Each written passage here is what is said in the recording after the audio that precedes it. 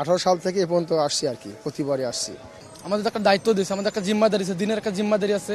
সেই জিম্মাদারি আমরা কীভাবে করবো না করবো, কীভাবে মানুষের কাছে ইসলামের দাওয়াত দেবো, ওই জন্য আমরা এখানে আসছি একটু।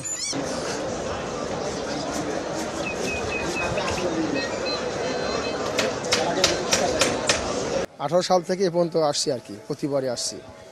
কি শিক্ষা নিচ্ছেন, জীবনে কতটুকু কাজে লাগছে? এখান থেকে মেন আশা যে আমার ইমান আমল কিভাবে ঠিক হয়ে যায়, সহি তরিকায় নিজে কিভাবে বাঁচতে পারি, সমস্ত পৃথিবীর উম্মত কিভাবে বাঁচতে পারে, এটা মেন মাকসাদ, মেন উদ্দেশ্য। এখানে এসে আমাদের ইস্তেমায় অনেকগুলো মানুষের বাইরের সাথে আসছে, আমাদের বাইরের দেশ থেকে অনেক ভাইরা আসছে, ওখান থেকে মানুষ শিক্ষা নিতেছি।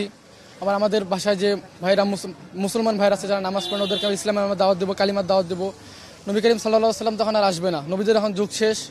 এখন যে নবীদের যুগ, আমাদের যে আমরা যে আনেওয়ালা উম্মত, আমাদের একটা দায়িত্ব দিয়েছে, আমাদের একটা জিম্মাদারি আছে, দিনের একটা জিম্মাদারি আছে। সেই জিম্মাদারি আমরা কীভাবে করবো না করবো, কীভাবে মানুষের কাছে ইসলামের দাওয়াত দেবো, ওই জন্য আমরা এখানে আসছি একটু। উলামায়ে কেরাম সহ সারা বিশ্বের উলামায়ে কেরাম সহ যারা মুসল্লিগণ ইসলামের, যারা ইসলামকে ভালোবাসেন, যারা ইসলামকে মহাব্বত করেন, কোরআনকে ভালোবাসেন, কোরআনকে মহাব্বত করেন, সকলেই ঐক্যবদ্ধ হয়ে বিশ্বের সকল মুসলিম রাষ্ট্রকে ভালোবাসি এবং তাদের জন্য দোয়া করি আল্লাহ তাআলার কাছে, যেন আল্লাহ তাআলা সকলকে সুষ্ঠু এবং ইসলামের পরিবেশে দুনিয়াতে ইসলামের কাজ করে দুনিয়াতে বসবাস করে আল্লাহ তাআলা তৌফিক দান করেন। আমরা সকলে এই জন্য দোয়া করি।